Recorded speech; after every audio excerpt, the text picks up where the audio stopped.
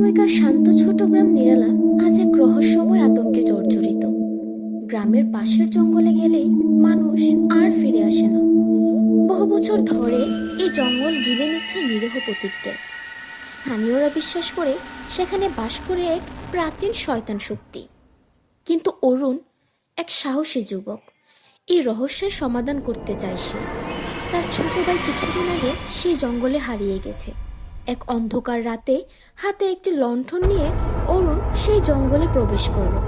জঙ্গলের ভেতরে সবকিছু অস্বাভাবিক। গাছের পাতা নড়ে না, পাখির কোনো ডাক নেই। একটু এগিয়ে সে হঠাৎ শুনতে পেল অদ্ভুত কান্নার আওয়াজ। লণ্ঠনের আলোয় দেখতে পেল কিছু ছায়া, যারা তাকে ঘিরে ধীরে ধীরে এগিয়ে আসছে। ছায়াগুলোর মুখে দুঃসহ কষ্টের ছাপ। হঠাৎই তার সামনে এক পুরনো বিশাল বটগাছ দেখা দিল।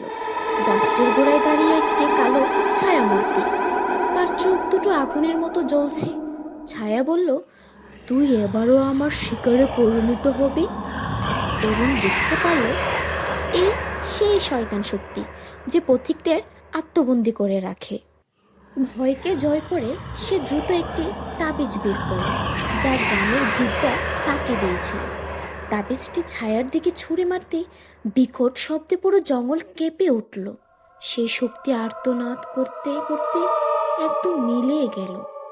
পরদিন সকালে অরুণ জঙ্গলের বাইরে বেরিয়ে এলো। তার ছোট ভাইকে খুঁজে পেল না।